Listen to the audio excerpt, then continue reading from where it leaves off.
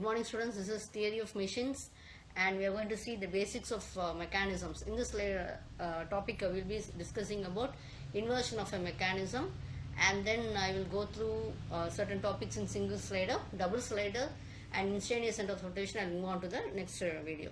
So what we call as inversion means you are fixing one chain and we call it as inversion. So number of how many inversions you can have in a link will be equal to the kinematic chains. Okay, that will be equal to number of links only.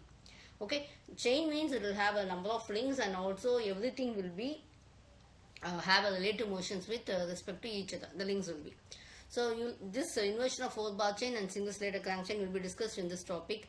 The inversion of a 4-bar chain, this is the simplest type of kinematic chains, and with the 4 links will be joined together by 4 pin joints. Okay, so we will have 4 turning pairs. Okay, so 4 turning pairs, and also so 4-bar linkage principle is that it is very easy to understand. Okay, so you can see that it has a 4-bar linkage mechanisms, and again it has having a joints, it is having two joints with each other, and again you can have it as a link, you will have a sliding pair and link pair, etc.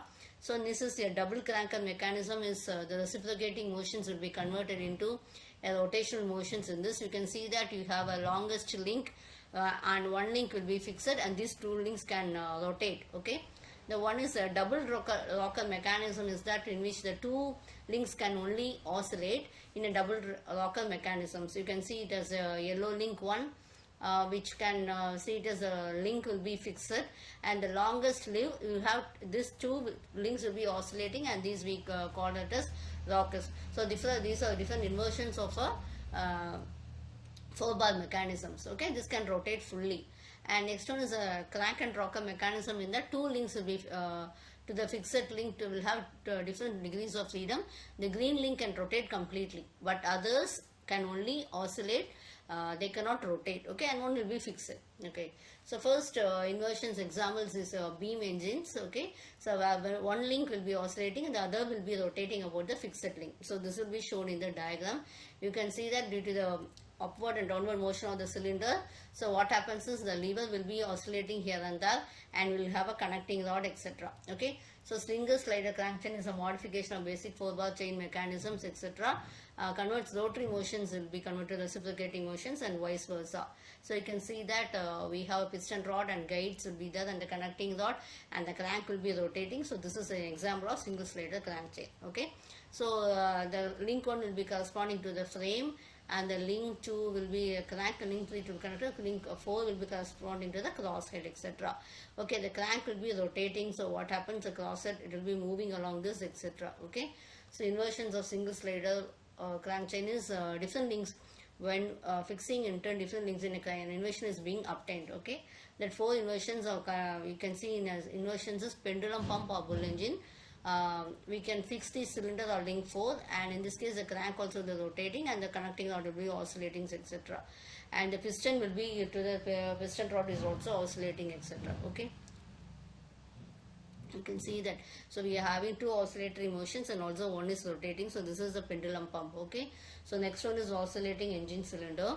So the arrangement of oscillating engine mechanism is used to convert reciprocating motion into rotary motion. The link 3 forming the turning pair is fixed, and the link 3 will be corresponding to the connecting rod. When the crank ring pin is rotating, the piston also rotates, and the cylinder link 4 will be oscillating about the pin pivot to the fixed link at also the point A. Okay, you can see this as this crank 2 which is rotating, the piston rod is the link 1 that is fixed, and this is also fixed. Okay, the cylinder will be oscillating. Okay, so connecting rod is being fixed. Next one is rotary internal combustion engine. This is used in this aviation and all. So what happens is 7 cylinders, they will be revolving about the fixed center, and the crank 2 is actually fixed and this will be rotating. Okay, crank and slotted lever equilibrated mechanism, in that you have a reciprocating motions.